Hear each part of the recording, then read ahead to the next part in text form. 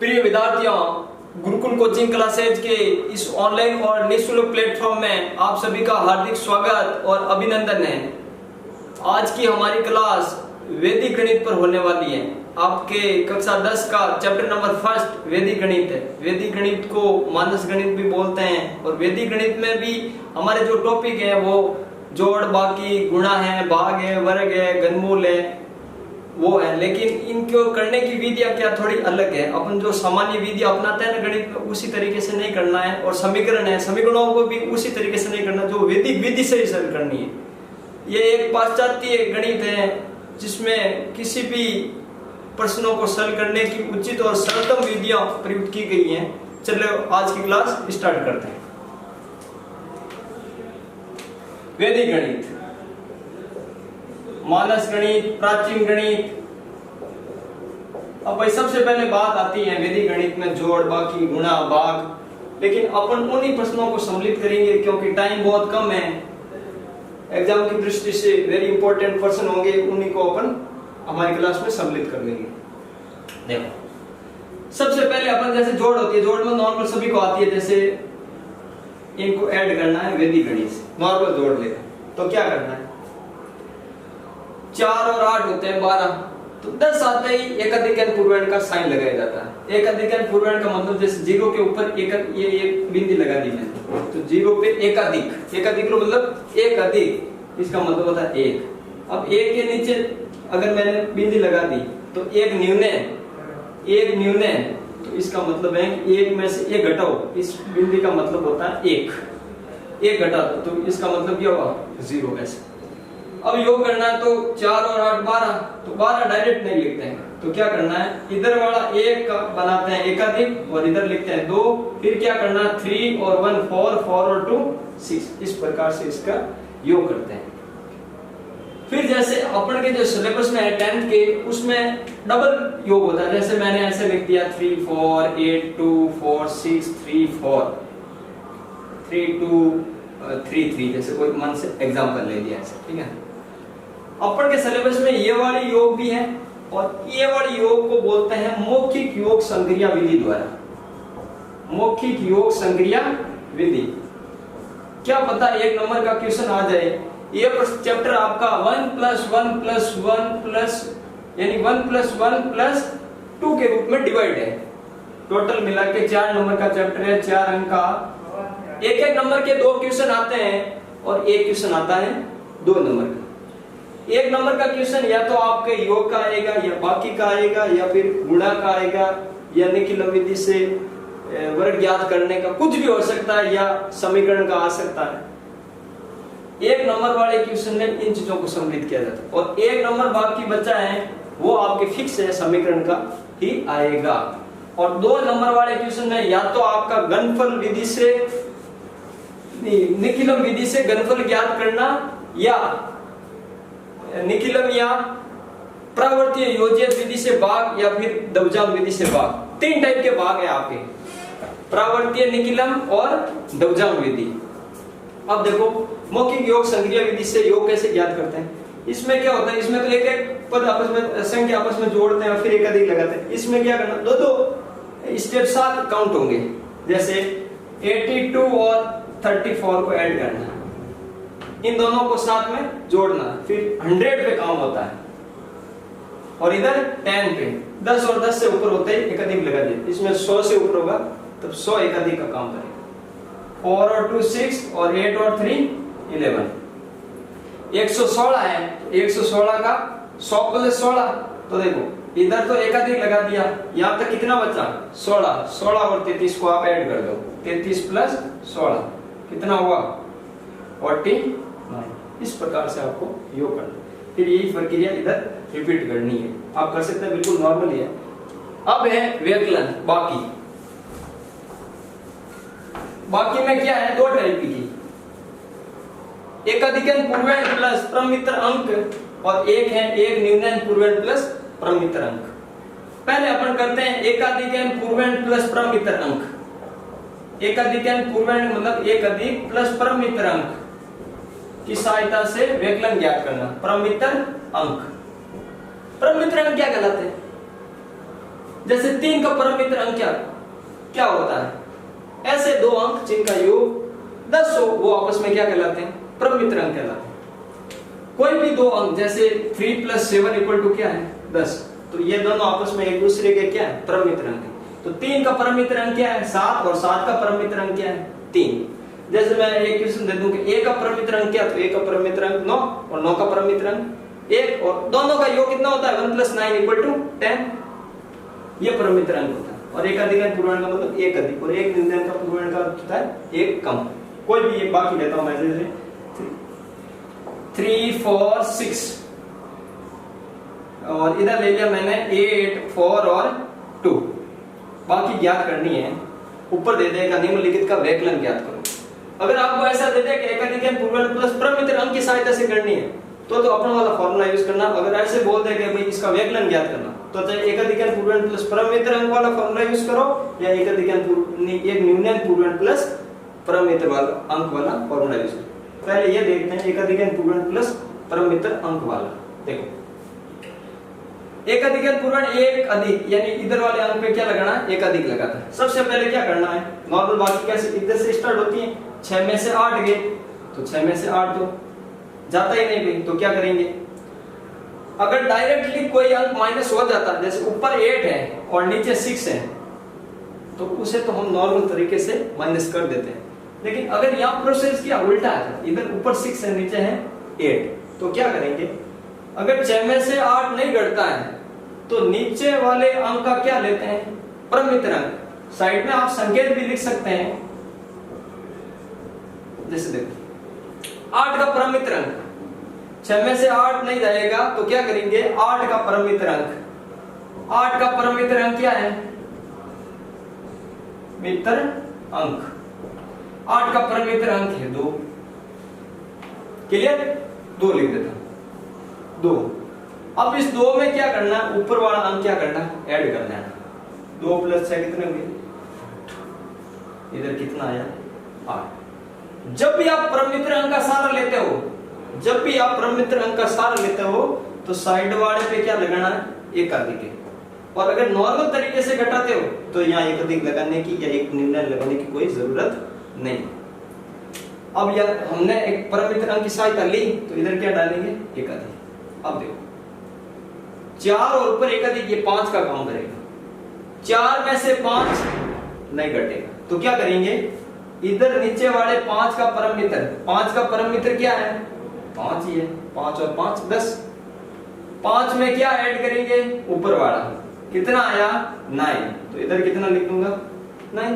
अब क्या करना है, परम मित्र अंक की सहायता ली है तो इधर एक अधिक डाल दो, यानी इसके ऊपर एक अधिक। और न्यूनतम की बात करेगा तो इस 3 के नीचे वाले पे हम न्यूनतम करेंगे। अब नीचे भी 3 ऊपर भी 3, 3 2 1 3, 3 में से 3 गया, पीछे बचे 0। और नॉर्मल तरीके से भी जब आप बाकी करोगे तो आंसर 98 ही आएगा। अब इसी एग्जांपल को अपन आंसर साइड में लिख लेना, 98 ही आंसर आया। अब इसी वाले को न्यूनतम पूर्णांक से करते हैं। मैंने पर्सन डिराइव कर दिया, चलो कोई नेक्स्ट अलग से एग्जांपल ले लेंगे। इधर न्यूनतम पूर्णांक, न्यूनतम पूर्णांक प्लस परम मित्र अंक। कोई एक एग्जांपल ले लो, जैसे 4 5 8 9 5 और 2, दोनों ऑफिस कर लेंगे, एक अधिक पूर्णांक बीच में कर लेंगे, और अब हो गया पिछले वाला। न्यूनतम में क्या करना है, वही प्रक्रिया, परम मित्र अंक की सहायता लेनी। 8 में से 9 नहीं जाएगा तो 9 का क्या करेंगे, परम मित्र अंक। 9 का परम मित्र अंक क्या होता है 1, और 1 में ऊपर वाली संख्या को क्या करना, ऐड करना। तो 1 + 8 = कितने होते हैं 9। इधर कितने लिख दिए 9। परम मित्र अंक की सहायता ली है और ऊपर न्यूनतम पूर्णांक की बात कर रहा है तो इसके नीचे न्यूनतम करना। देखो 4 के नीचे न्यूनतम करना, और एक अधिक होता तो 5 के ऊपर एक अधिक का साइन लगाता। तो आपको बोर्ड की कॉपी में कैसे करना, खुले खुले लिखना है, ऐसे थोड़ा ब्लैंक्स होना चाहिए, बीच वाला पोर्शन इस प्रकार से लिखना, ठीक है, ताकि उनको पता चले कि भाई कहाँ उन्होंने न्यूनतम का प्रयोग किया है, कहाँ उन्होंने एकाधिक का प्रयोग किया है। आपका आंसर न्यूनतम और एकाधिक से ही चेक होगा, वरना तो लोग डायरेक्ट भी कर लेते हैं, आंसर तो निकाल लेते हैं। अब इधर देखो, इधर कितने हैं, न्यूनतम है तो 3 में से 5 जाएगा नहीं, समूह नहीं। तो 5 का एक अधिकरण क्या होगा 5 और ऊपर कितना है 3, नीचे न्यूनयन लगा है तो कितना हुआ 3 8। ठीक है 5 और 3 8। अब न्यूनयन का और प्रयोग लिया, देखो 5 का परम मित्र का प्रयोग किया तो इधर और न्यूनयन डाल, इधर कितना हुआ 4 और 4 में से 2 गए पीछे बचे। अब इसी की सहायता से अपन एक अधिकरण पूर्वण वाला और करते हैं ताकि पता चल जाए कि दोनों परिस्थितियों में आंसर सेम आ रहा है या गलत आ रहा है। देखो 5 4 8 2 5 9 एक अधिकरण पूर्वण प्लस परम मित्रांक, एक अधिकरण पूर्वण प्लस परम मित्रांक। संस्कृत के फॉर्मूले हैं, पाश्चात्य काल में संस्कृत भाषा हावी थी परमित्र अंक। अब 8 में से 9 जाएगा नहीं, 9 का क्या लेंगे परमित्र अंक। 9 का परमित्र अंक क्या होता है 1, 1 में ऊपर वाला क्या करेंगे ऐड करेंगे तो कितना आया भाई 9, ये 9। अब परमित्र अंक एक अधिकरण की बात कर रहा है तो इधर 5 के ऊपर 1 डालेंगे। अब क्या करना है, क्या भाई 4 में से 6 जाएगा, बिल्कुल ऐसा बोल। तो क्या करेंगे 6 का परमित्र अंक कितना होता है 4, 4 में ऊपर वाला अंक क्या कर लेंगे ऐड कर लेंगे तो कितना आया 8। और परमित्र अंक की सहायता ले रहे हैं तो इस पे एक अधिकरण डालो और 5 में से 2 और 1 3 गए पीछे बचे 2। देखो दोनों परिस्थितियों में आंसर क्या आ रहा है सेम आ रहा है। और नॉर्मल तरीके से भी बाकी करोगे तो भी आंसर क्या आएगा सेम ही आएगा। अब अगला लेते हैं अपन, जोड़ हो गई, बाकी हो गई गुणा। गुणा में आपके सिलेबस में 2 टाइप के गुणे हैं। एक टाइप का गुणा मैं बता देता हूं आपको, थोड़ा अलग है। एक तो एक अधिकरण पूर्ण से गुणा करना होता है, एक होता है ऊर्ध्व तिर्यक व्याम जो 8th क्लास में भी है। ऊर्ध्व तिर्यक व्याम जैसे फॉर्मूला है ऊर्ध्व तिर्यक व्याम का, ठीक है ना। तो वो एक एग्जांपल लेता हूं जैसे 4 2 3 2, इन दोनों को आपस में क्या करना है गुणा करना। और किस विधि द्वारा ऊर्ध्व तिर्यक व्याम विधि द्वारा। मैं फॉर्मूला भी ऊपर लिख देता हूं जैसे ऊर्ध्व तिर्यक व्याम, ऊर्ध्व तिर्यक व्याम, ठीक है ना। यानी तिरछा गुणा होता है इसमें, इससे पता चलता है तिर्यक व्याम का मतलब होता है तिरछा, इस टाइप के गुणा होता है, ठीक है ना। अब वैदिक विधि से ऊर्ध्व तिर्यक व्याम गुणा कैसे किया जाता है, 8th क्लास में भी है, 2 अंक का गुणा है और 3 अंक का भी गुणा आपके सिलेबस में है। तो करना क्या, अगर 2 अंक का गुणा है तो स्टेप बनाना है आपको।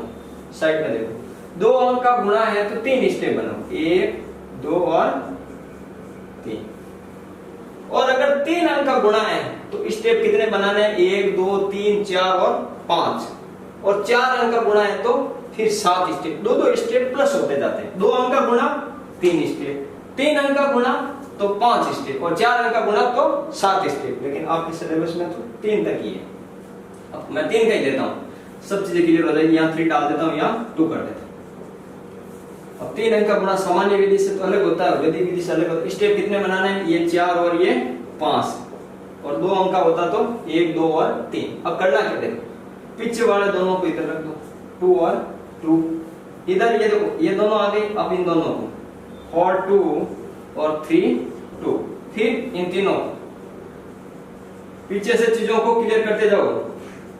अब फिर देखो 4th स्टेप में ये हो गया, ये दोनों भी हो गए, ये तीनों भी हो गए। अब क्या करना, सबसे इधर तो इधर वाला ये 5th स्टेप में 3/3 2 और फिर ये दोनों और ये दोनों इधर से उल्टा और फिर ये तीनों तो आगे बीच में, रिपीट नहीं करना, ठीक है। अब क्या करना, अब ये विधि प्रयुक्त की जाती है तिरछा गुणा। 2 का 2 से मल्टीप्लाई 4, फिर देखो इनका इनके साथ और इनका इनके साथ। अब चाहे कोई लोग बोल रहे हैं इनको पहले गुणा करो या इनको पहले गुणा करो, जो मर्जी है उनको पहले कर दो। 3 को 2 से किया 6 और 4 को 2 से किया 8। एक स्टेप और बढ़ा सकते हैं अब आगे, क्या भाई 8 और 6 कितने होते हैं 14, ठीक है। नेक्स्ट स्टेप, इनको इनके साथ, इनको इनके साथ और बीच वाले को बीच वाले। तिरछा गुणा, ऊर्ध्व तिर्यक व्याम का मतलब होता है तिरछा गुणा करना। 2 को 2 से किया 4 और 2 को 3 से किया 6 और 4 को 3 से किया, 3 को 4 से किया 12, टोटल कर दो 6 और 10 22 22। इन चीजों को ध्यान रखना। देखिए मैं ब्रैकेट बना रहा हूँ, आपको ध्यान पड़ेगा आसानी से। इधर कुछ भी नहीं, दो दो अंक है, इधर आगे 0 कर दो, ठीक है। इधर देखिए इनका इनके साथ और इनका इनके साथ 8 प्लस 3 3 जा 9 और कितना है 17, इधर 6 का 0 6। अब करना क्या, थोड़ा इधर लिख देता हूं 3 4 2 2 3 2। अब देखो पहला अंक इकाई का अंक, इसमें भी इकाई है, इसमें भी इकाई है, इकाई वाले अंक को इधर रख दो, उधर से उधर 4 है तो इधर भी 4, फिर है 4 और 4, फिर इधर 2 इधर 7 7 इधर 6, फिर गुणा का साइन प्रयुक्त करना है। अब चाहे 3 अंक का गुणा है चाहे 4 अंक का है, ये गुणा का साइन एक बार ही प्रयुक्त होगा। अब क्या, उधर 0, फिर आता है 1, फिर आता है 2, फिर आता है 1 और फिर आता है 0। इनको आपस में क्या कर दो, प्लस कर दो, 4 4 3 9 और 7। आप चाहे सिंपल तरीके से भी दोनों को गुणा करके देख सकते हैं, आंसर आएगा ये गुणिया से 344, ठीक है ना। ये होती है ऊर्ध्वरेखीय विधि, देख लो ध्यान से देख लेना। अब आती है नेक्स्ट निखिलम विधि से गुणा। या एक चीज एकाधिकन पूर्वण पहले बता देता हूं आपको। एकाधिकन पूर्वण में क्या होता है, अपने हाफ ईयरली में क्वेश्चन आया इस बार,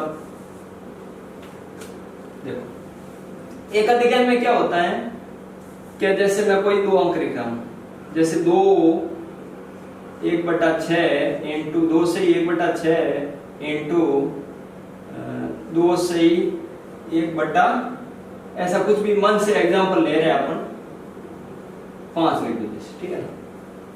अब करना क्या, एकाधिकन में ये वाले 2 अंक सेम बचने चाहिए, पिछले वाले अंकों का योग कितना आना चाहिए। मैं तो ये मन से एग्जांपल ले रहा हूं, आपका जो बुक में आएगा ना क्वेश्चन, उसमें इस दोनों पिछले वाले अंकों का योग कितना आएगा, 1 ही आएगा, इधर 1 नहीं होगा, मन से एग्जांपल लिया है। तो इन दोनों का योग कितना आएगा आपके 1, तो वो एकाधिकन पूर्वण से गुणा समूह होगा। फिर इनका योग तो 1 हो जाएगा, तो फिर एकाधिकन पूर्वण यूज कैसे करते हैं, ये दोनों पीछे बचे वाले अंक क्या होंगे, सेम। तो 2 इंटू 2 का एकाधिक ऑब्लिक 1.6 1/6 इंटू 1/5, इन दोनों का पीछे क्या करना है, गुणा करना और कुछ नहीं। 2 इंटू 3 एकाधिक ऊपर, फिर 1/30। ये चीज ध्यान करनी है कि ये दोनों अंकों का योग कितना आना चाहिए, 1। अगर 1 है तो ही एकाधिकन पूर्वण से समूह होगा, वरना एकाधिकन पूर्वण से समूह नहीं होगा। अब नेक्स्ट बात आती है जो वेरी इंपॉर्टेंट है इस बार के सिलेबस में, निखिलम विधि से वर्ग ज्ञात करना। मैं हेडिंग डाल रहा हूं, निखिलम विधि से वर्ग ज्ञात करना। जल्दी जल्दी कर रहा हूं रिवीजन के हिसाब से। निखिलम विधि से वर्ग ज्ञात करना, वर्ग तो हम सिंपल तरीके से भी ज्ञात कर सकते हैं, लेकिन निखिलम विधि का बोल दिया तो अपन को वैदिक गणित से करना पड़ेगा, वर्ग ज्ञात करना। इधर देखो, जैसे कोई भी संख्या का नॉर्मली वर्ग अपन ऐसे कर सकते हैं, डायरेक्ट मेथड होते हैं आजकल, बहुत सारे प्रचलित मेथड हैं। जैसे मैंने वो 12 का वर्ग करना है, तो 12 का वर्ग करने के लिए क्या करेंगे, 12 लिख दिए, 12 1 का वर्ग कितना होता है 0, 1 लिख दो, 2 अंक लिखना है, और 2 का वर्ग कितना होता है 0 4, इस प्रकार से, ठीक है ना। अब क्या करना है, इन दोनों का आपस में गुणा कर लो और उसको 2 से मल्टीप्लाई करा दो। 1 को 2 से गुणा किया 2, 2 को 2 से गुणा किया तो 4, एक स्टेप छोड़ के यहाँ 4 लिख दो और इन सभी को क्या कर दो, प्लस कर दो, 4 4 1, तो 12 का स्क्वायर क्या था 140। और ये तो एक डायरेक्ट ट्रिक होती है, लेकिन वैदिक विधि से कैसे करेंगे, इसमें 2 विधियां प्रयुक्त होती है। एक तो होती है आधार विधि। अब एग्जाम वाला नहीं दिया हुआ होगा क्या भाई आपको आधार विधि से करना है या फिर उपाधार विधि से, क्या वो आपको तय करनी है कि आधार से करूं या उपाधार से करूं, आधार और उपाधार। जैसे मैं कुछ एग्जांपल लिख रहा हूं, आपको टेस्ट करना आधार से या उपाधार से। जैसे मैंने लिख दिया 13 26 98 और 84 और 105। निखिलम विधि में आधार मानने की एक प्रक्रिया होती है। जैसे अब 13 है, अपन को करना क्या, 13 है, 26 है, 98 है, 84 और 105 यानी 105 है। तो आपको करना क्या है, आधार के बेस पे काम करना या फिर उपाधार के बेस पे काम करना। अगर कोई भी संख्या 10, 100 या फिर 1000 के नजदीक हो तो आपको क्या करनी है, आधार विधि प्रयुक्त करनी है। अगर कोई भी संख्या 10, 100 या 1000 के नजदीक हो, अब देखो ये तो 10 के नजदीक है, बिल्कुल 10 के नजदीक कहां से होगी, 1 से लेकर 9 तक और 11 से लेकर 19 तक, ये 10 के नजदीक में आती है।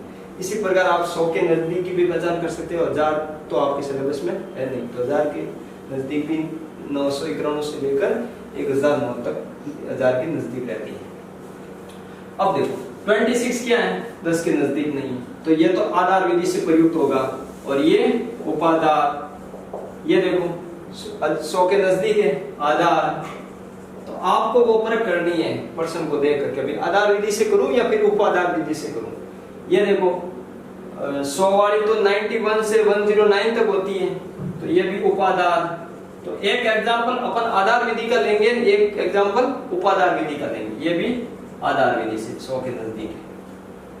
इन्हीं एग्जांपलों में से मैं कोई 2 एग्जांपल लेता हूं, पहले ये वाला एग्जांपल लेता हूं, फिर ये वाला लेता हूं, या ऐसे करूं एक ये वाला ले लूं और ये वाला उपाधार विधि से हार्ड वाला, ठीक है ना। एक 13 वाला, एक 84 वाला, 13 वाला और 84 ऊपर लिख देता हूं। जैसे आपको बोल दिया संख्या 13 का निखिलम विधि से वर्ग ज्ञात करो, तो अपन को पता चल गया कि निखिलम विधि में 13 आधार विधि से सरल होगा। तो इसका एक फॉर्मूला होता है कि संख्या प्लस विचलन ऑब्लिक विचलन का स्क्वायर। विचलन को मैं v से रिप्रेजेंट कर रहा हूं, विचलन का स्क्वायर, ये फॉर्मूला ध्यान रखना। निखिलम आधार विधि से वर्ग ज्ञात करने का ये फॉर्मूला है और निखिलम उपाधार विधि से वर्ग ज्ञात करने के फॉर्मूले में सिर्फ एक चीज ऐड होगी, आगे उपाधार अंक आ जाएगा, बाकी ये फॉर्मूला एज इट इज रहेगा। संख्या क्या है अपन के पास, संख्या है 13 का वर्ग ज्ञात करना, तो संख्या साइड में देखो इधर चीजें, अब कुछ अलग पढ़ना है। संख्या क्या है, संख्या है ऐसा अपन के पास 13, तो एक तो संख्या की जरूरत पड़ेगी और एक चीज पड़ेगी विचलन की जरूरत। संख्या 13 है, अब विचलन कैसे निकालते हैं, विचलन का फॉर्मूला होता है विचलन बराबर संख्या माइनस आधार, विचलन बराबर संख्या माइनस आधार। अब ये नौबत और आ गई, आधार क्या माने, तो 13 में आधार क्या मानेंगे 10, और अगर 98 आ जाता तो आधार 100 मानते। तो आधार क्या अपन के पास, आधार मान लिया। आधार सिर्फ निखिलम विधि में ही माना जाता है 10। विचलन निकालो, संख्या 13 है, 13 में से क्या निकालो 10, पीछे बचे 10। विचलन कॉस्टिक में मैं विचलन कर रहा हूं ताकि ध्यान पड़े आपको। फिर क्या है विचलन है, संख्या क्या है 13 प्लस 3 ऑब्लिक 3 का स्क्वायर। 13 और 3 कितने हुए 16, और 3 का स्क्वायर कितना होता है 9। अब एक चीज ध्यान करनी है, निखिलम विधि में एक चीज का ध्यान रखना चाहिए, निखिलम विधि का वर्ग करो, गुणा करो, भाग करो, गुणनफल करो, कुछ भी करो, ऑब्लिक बनी हुई है और ऑब्लिक के उधर जितने अंक हैं, इधर तो एक ही अंक है, तो आधार में शून्य कितने हैं 1। अगर आधार में शून्य इधर 2 अंक आते हैं, जैसे 29 आ गया, और आधार में शून्य 1 है, तो इधर वाला अंक इधर इसके साथ क्या होगा प्लस होगा, और 1 है तो कोई नौबत ही नहीं, ठीक है। इस चीज का ध्यान रखना विशेष तौर से। तो अब ऑब्लिक हटा देते हैं, उसको सामान्य प्रक्रिया में लिख देते हैं। तो अपन को डायरेक्ट भी पता है 13 का स्क्वायर क्या होता है 169। एक लेते हैं उपाधार वाला। उपाधार वाले में फॉर्मूला ये सेम है, सिर्फ थोड़ा सा चेंज करना है। उपाधार वाले में भी क्या है, फॉर्मूला तो सेम ही है, थोड़ा सा चेंज करना है, सिर्फ क्या लिखना है यहाँ आगे उपाधार अंक। अब देखो ये वाला एग्जांपल लेते हैं अपन 84 वाला। अब देखो संकेत में कुछ चीजें फिर से ऐड करते हैं, आप चाहो तो संकेत भी लिख सकते हो। इधर मैं लिख रहा हूं संकेत। संकेत में क्या करना है, संख्या क्या हमारे पास 84, तो संख्या तो प्राप्त हुई है 84, विचलन निकालना है और उपादान अंक, दो चीजें प्राप्त करनी है अपन। सबसे पहले क्या करेंगे, अपन उपादान अंक के बारे में चर्चा करेंगे। उपादान अंक के लिए क्या करेंगे, सबसे पहले आधार मानना पड़ेगा, फिर उपादान अंक प्राप्त करेंगे। तो आधार क्या रहेगा, अब आपको करना क्या भाई, ये तो 100 के नजदीक बढ़ती है, तो आधार क्या 100 मान ले, नहीं, आपको आधार तो 10 ही मानना है, काम करने में थोड़ी आसानी रहेगी। आधार कितना, और 100 से भी गलत नहीं होएगा, तो इसलिए आपको करना क्या है, ज्यादातर 10 ही मानना है। आधार क्या है 10, उपादान अंक, आधार के बेस से ही उपादान अंक क्रिएट होता है। तो 10 को ऐसी किस संख्या से गुणा करूं कि 84 के नजदीक चली जाए, जैसे 8 से गुणा करो तो 80 और 80 प्लस 4 84, तो 8 से मल्टीप्लाई करो, 9 से भी कर सकते हो, फिर माइनस वाले में आंसर है, थोड़ी तकलीफ होगी। तो करना क्या आपको, 8 से प्लस में रिजल्ट रखने के लिए 8 से मल्टीप्लाई करो, तो 10 इंटू उपादान अंक, तो उपादान अंक हमने 8 रखा, उपादान क्या प्राप्त होगा, आधार 10, उपादान अंक 8, और उपादान अंक तो 8 आ गया, लेकिन उपादान खुद क्या होगा, आधार और उपादान अंक का क्या होता है गुणा। कितना आया 80, ठीक है ना। अब देखो आगे, अब विचलन निकालना है। विचलन का फॉर्मूला क्या होता है, विचलन संख्या माइनस आधार, लेकिन यहाँ उपादान है तो फॉर्मूला थोड़ा सा चेंज होगा, संख्या माइनस उपादान के, संख्या माइनस उपादान, संख्या क्या है 84 माइनस उपादान क्या है 80, विचलन क्या प्राप्त हुआ 4। अब देखो उपादान अंक 8, संख्या क्या है 84, विचलन क्या है 4, कोष्टक बंद, ऑब्लिक, विचलन का स्क्वायर 4 का स्क्वायर, 8 88 और 4 का स्क्वायर 60। अब देखो इधर क्या करना है, इन दोनों का क्या करना है, मल्टीप्लाई कर लो भाई, दोनों का मल्टीप्लाई कर लो, 8 8 64, 6 8 8 64, 64 और 6 कितने हुए 70, 704/16। अब देखो आधार वही प्रक्रिया काम आई, अब उपादान पे काम नहीं होगा, आधार ही देखना, आधार में कितने शून्य हैं 1, इधर कितने अंक रखने हैं 1, ये वाला 1 इधर आएगा, इधर आके क्या करेगा प्लस हो जाएगा इस वाले अंक के साथ, तो 704 + 1/6 यानी 705/6 यानी 70 और 56 इसका एक्यूरेट आंसर, ठीक है ना। पास लिख दिया लास्ट, यहाँ इक्वल टू डाल दो, यहाँ भी इक्वल टू और इक्वल टू। अब देखो नेक्स्ट, निकलन विधि से आधार और उपादान दोनों तरीके से वर्ग हमने प्राप्त कर लिए। अब निकलन विधि से ही घनफल ज्ञात करेंगे, वही आधार विधि से और उपादान विधि से।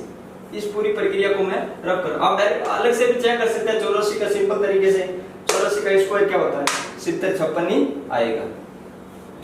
देखो आप चाहते हैं 80 का स्क्वायर कितना होता है 6400, तो 80 से थोड़ा ज्यादा आएगा, तो 6400 से 7000 की समथिंग आ गई। नेक्स्ट घनफल वाला, आधार विधि से घनफल ज्ञात करना। तो आपको पता तो चल गया होगा भाई आधार और उपादान कैसे टेस्ट करते हैं, जो संख्या 10 100 या 1000 के नजदीक है वो आधार में आएगी और बाकी वाली सब उपादान में आएगी। घनफल इधर मैं लिख रही हूं, घन और घनफल सेम ही होता है, वर्ग में 2 के जोड़े बनते हैं, घनफल में 3 के, सामान्य तरीके से करते हैं ना अपन उस टाइप। तो इधर घन ज्ञात करने के लिए वही एक कोई एग्जांपल ले लेता हूं, जैसे मैं ले लेता हूं 14, ठीक है 15 ले लेता हूं, 15 का घन। तो संख्या अपन के पास क्या है, एग्जाम में क्वेश्चन कैसे आएगा, निकलन विधि से 15 का घनफल ज्ञात करो, आधार या उपादान का उल्लेख वहां नहीं होगा, तो 15 का घनफल ज्ञात करना। फॉर्मूला क्या है, संख्या प्लस वही पहले निकलन आधार विधि वाला ही फॉर्मूला देखना, उसके बाद में उसमें कुछ चीजें जोड़नी है। संख्या प्लस विचलन, ये चीज तो सेम है। अब घनफल में 3 स्टेप बनेंगे, उधर वर्ग में 2 स्टेप बनते थे, तो इधर एक ऑब्लिक और एक ऑब्लिक और 1 2 और 3 पार्ट। थर्ड पार्ट में चीज फिक्स रहती है, वहां विचलन का सेकंड पार्ट में विचलन का स्क्वायर था, इधर 3 पार्ट है तो इधर विचलन का क्यूब, ये चीज क्लियर करनी है, विचलन का क्यूब। अब देखो संख्या प्लस एक छोटी सी चीज ऐड करनी है, इधर संख्या प्लस 2 इंटू विचलन, और विचलन की घात कितनी है इधर मान रहे हैं, लिख नहीं रहा हूं, या समझने के लिए एक लिख रहे हैं, फॉर्मूला याद करने का तरीका बता रहा हूं। संख्या प्लस विचलन तो अपन लिखते ही थे, तो इधर क्या 3 स्टेप हैं, तो संख्या प्लस 2 इंटू विचलन, देखो ध्यान से, इधर संख्या खत्म हो जाएगा अगले वाले में, और क्या होगा 2 के बाद 3 इंटू विचलन, इधर पावर 1 है तो उधर 2 हो जाएगी, तो 3 इंटू विचलन की पावर कितनी होएगी 1 से 2, देखो यहां से 2 के बाद 3, या विचलन की पावर 1 है तो इधर 2, ये वाला फॉर्मूला बन गया। अब अपन को क्या करना है, घनफल ज्ञात करना है, तो घनफल के लिए क्या करेंगे, एक तो संख्या की जरूरत पड़ेगी और एक विचलन की जरूरत पड़ेगी, तो इधर संकेत में देखो संख्या क्या है 15, संख्या है 15। अब विचलन निकालने के लिए विचलन का फॉर्मूला होता है संख्या माइनस आधार, तो आधार की जरूरत पड़ेगी। आधार क्या लेंगे, आधार वही 10 ही 10 के नजदीक है, आधार 10। विचलन क्या होगा संख्या माइनस आधार, विचलन का फॉर्मूला ध्यान रखना आपको, संख्या माइनस आधार, संख्या क्या 15, आधार क्या 10, इक्वल टू क्या है 5, विचलन क्या हमारा 5, संख्या क्या है 15 प्लस 2 इंटू 5 ऑब्लिक 3 इंटू 5 का स्क्वायर ऑब्लिक 5 का क्यूब, बराबर का साइन लगा रहा हूं, आगे क्वेश्चन को सॉल्व करता हूं। 15 प्लस बोर्ड मास का नियम कहता है, यानी वी बोर्ड मास आता है, देखो बोर्ड मास तो एक चीज एक्स्ट्रा पढ़ा रहा हूं आपको, वी बोर्ड मास आता है, बोर्ड मास में डायरेक्ट ब्रैकेट से होता है, लेकिन ब्रैकेट में भी कुछ चीजें विन कुलम के रूप में होती है, यानी बार होता है, जैसे 5 के ऊपर बार, सबसे पहले 5 के ऊपर बार वाले को सॉल्व करते हैं, ठीक है ना। ये विन कुलम वर्ड है वो वैदिक गणित से उठाया गया है, विन कुलम संख्या बोलते हैं वैदिक गणित में होती है। तो पहले गुणा करो फिर क्या करो जोड़ करो, तो 5 गुणी 10, फिर 3 इंटू ऑब्लिक है 5 का स्क्वायर 25 ऑब्लिक 5 का क्यूब 125,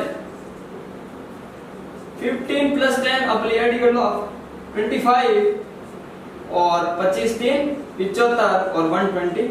अब क्या करना, निखिलम में ही ये प्रक्रिया होती है, जितने आधार में शून्य है उतने ही अंक इधर रखेंगे, आधार में शून्य 1 है क्योंकि 10 आधार माना, तो इधर 1 ही अंक रखेंगे, बाकी वाले अंक इधर प्लस कर देंगे साइड वाले में, फिर यहाँ ज्यादा होंगे वो इस वाले में ऐड, तो 2-3 स्टेप बनेंगे, इधर 25 का 25 75 प्लस क्या करेंगे, इधर तो 5 ही रहेगा, 12 इधर ऐड हो जाएगा, इधर तो 5। अब क्या करेंगे 25 प्लस ऑब्लिक 74 और 10 हो गए 85 और 2 87, इधर 5 25, अब देखो इधर तो 5 ही है, इधर 7 रखना है और 8 इधर प्लस कर देना, तो इधर 8 प्लस और 7 और 5। आगे देखो इस प्रक्रिया को, 25 और 8 कितने हुए 33 ऑब्लिक 7 ऑब्लिक 5, यानी हमारा आंसर आ गया 15 का घन 33 75, ये चीज ठीक है ना, ये हमारा आंसर है। अब एक एग्जांपल लेंगे हम उपादान विधि से, इस चीज को रब कर रहा हूं, फॉर्मूला में थोड़ा गठ जोड़ करना होगा,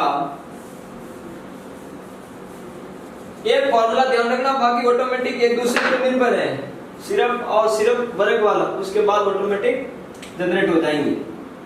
इधर एग्जांपल ले रहा हूं मैं, जैसे ले लूं मैं 44 का घनफल ज्ञात करना। अब अपन को पता चल गया 44 किस विधि से होगा, निखिलम उपादान विधि से घनफल होगा, ठीक है ना, क्योंकि उपादान अंक लेना पड़ेगा। तो इधर संख्या हो गई 44, आधार 10 ही रखेंगे और विचलन वाली प्रक्रिया को फिर से दोहराएंगे, फॉर्मूला में थोड़ा चेंजेस करेंगे। उपादान आ गया तो आपको क्या करना है, उपादान ये वाली पूरी चीज अलग आती है, ये वाली पूरी चीज अलग, और इधर आएगा उपादान अंक का देखो लास्ट वाला स्टेप में तो क्यू भी रहता है, तो इधर उपादान अंक है, इधर भी उपादान अंक आएगा। इधर अपन क्या करेंगे, उपादान अंक का स्क्वायर, और इधर वाले में लिख देंगे उपादान अंक ओनली। ये वाली चीज थोड़ी रफ करके आगे लिख रहा हूं, उपादान अंक। और अगले वाले में जैसे यहां था ना 2 इंटू विचलन, तो इधर कर देंगे अपन इंटू 3 इंटू विचलन का स्क्वायर। तो ये वाला फॉर्मूला है भाई, देखो इधर आप इंटू भी कर दो। अब एग्जांपल सॉल्व करते हैं ये वाला 44 वाला। तो एक उपादान अंक की जरूरत पड़ेगी, संख्या हमारे पास प्रेजेंट है, और एक विचलन की जरूरत पड़ेगी। तो आधार 10 मान लिया, तो फिर बात आती है उपादान अंक की। तो उपादान अंक 44 के नजदीक 4 से मल्टीप्लाई करूं तो 40 और 40 प्लस 4 44 और उपादान। और ओनली उपादान क्या होगा, इन दोनों का मल्टीप्लाई आधार और उपादान अंक का गुणा क्या होता है, ओनली उपादान होता है। 10 into 4 कितना आया 40। अब विचलन निकाल दो, विचलन का फॉर्मूला होता है संख्या माइनस आधार, और इधर उपादान है तो संख्या माइनस उपादान।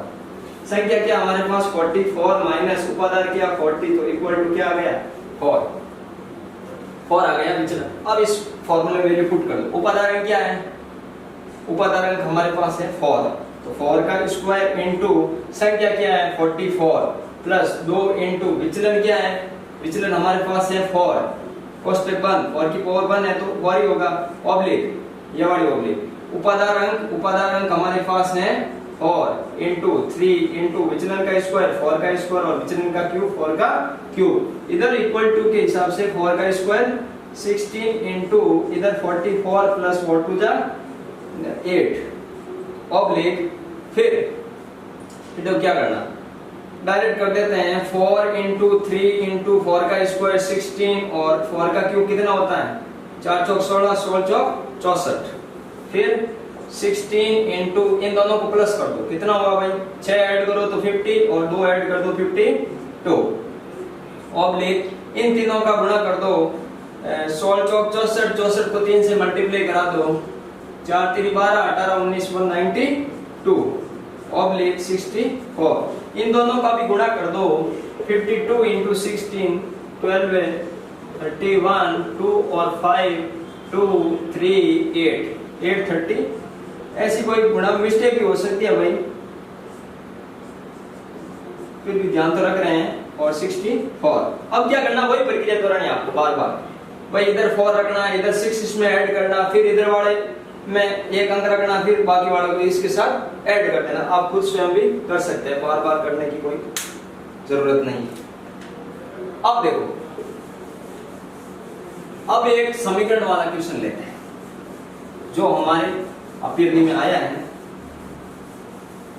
परावर्तीय योज्य विधि का है क्वेश्चन है। देखो ये समीकरण वाला क्वेश्चन है। नॉर्मली क्या करना है कि ये प्लस के साइन आने चाहिए, तो आपको क्या करना है, जो भी माइनस वाले साइन है उसका इधर उधर करके क्या कर दो, पक्षांतर कर दो। तो माइनस वाला ये वाला इधर लेके आओ और ये वाला माइनस उधर लेके जाओ।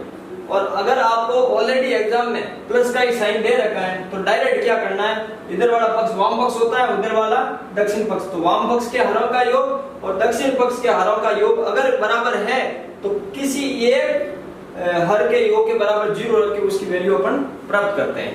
तो करना क्या, देखो सबसे पहले इधर माइनस का साइन है, यह आपके प्रावर्तीय की लास्ट प्रॉपर्टी है जो इंपॉर्टेंट है, इसलिए मैंने इसमें प्रयोग की है।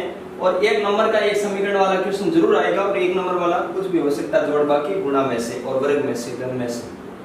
और घन की जो उपादान विधि है ना, उसमें से 2 नंबर का क्वेश्चन बन सकता है, या फिर अपन भाग पढ़ेंगे निकलम परावर्ती और दवजांग विधि के, उनमें से आएगा। छोटा सा सिलेबस है विधि गणित का आपके। तो करना क्या है, 1/x+1 इधर वाला माइनस की टर्म इधर लेकर आओ, तो 1/x+4 equal to 1/x+2 equal to उधर टर्म ट्रांसफर करो तो 1/x+3। ये वाली वाम पक्ष होता है, ये वाला दक्षिण पक्ष होता है। तो वाम पक्ष के हरों का योग, एक लाइन आपको हिंदी में लिखनी होगी एग्जाम में, वाम पक्ष के हरों का योग और दक्षिण पक्ष के हरों का योग। तो वाम पक्ष के हरों का योग और साइड में लिख दो दक्षिण पक्ष के हरों का योग, दक्षिण पक्ष के हरों का योग। अगर दोनों बराबर हैं तो हमें हमारी प्रॉपर्टी के हिसाब से काम करना होगा। तो वाम पक्ष के हर क्या है भाई, x + 1 प्लस x + 4 कितना आया, x और x 2x और 1 और 4 5। इनके तो हरों का योग 2x + 5 आया। इधर के हरों का योग देखो x + 2 प्लस x + 3, तो इधर भी 2x + 5। तो वाम पक्ष के और दक्षिण पक्ष के हरों का योग क्या है, समान है। तो अगर ऐसी परिस्थिति आए तो दोनों में से किसी एक पक्ष के हरों के योग को 0 के बराबर रखते हैं। तो कोई भी एक चीज लिख दो, 2x + 5 = क्या आया, 0। अब नॉर्मल समीकरण की तरह इसे सॉल्व कर दो। करना क्या है, 2x = -5 उधर जाएगा तो माइनस का हो जाएगा, और x = -5/2। और यहाँ भी अगर आपको प्रॉब्लम आती है तो आप रफ काम के अंतर्गत इसको जिस प्रकार से नॉर्मल समीकरणों को सॉल्व करते हैं आंसर चेक कर सकते हैं, और फिर ये वाला आंसर भी आप चेक कर सकते हैं अगर टाइम मिले तो, मिलेगा नहीं ज्यादा। अब देखो आज की क्लास में इतना ही। नेक्स्ट क्लास में अपन 3 टाइप के भाग हैं, एक तो निकिलो विधि से करना, एक परावर्ती विधि से करना और एक दवजांग विधि से करना। मेरे हिसाब से 101% एक 2 नंबर का क्वेश्चन भाग का आएगा, वो इन तीनों में से कोई एक आएगा। अब एक आपके लिए और फायदा कर देता हूँ कि भाई निकिलम और परावर्ती विधि लगभग सेम ही है, बिल्कुल सेम उसकी विधि है भाग करने की, और दवजांग विधि अलग है। तो आपको सिर्फ 2 टाइप के ही भाग सीखने हैं, 2 टाइप के सीखो और तीनों टाइप के ऑटोमेटिकली तैयार हो जाएगा। वीडियो को लाइक शेयर सब्सक्राइब जरूर करें, और कमेंट बॉक्स में जो भी आपको क्वेश्चन डाउटफुल लगे उसको जरूर बताएं। आज के लिए इतना ही, धन्यवाद।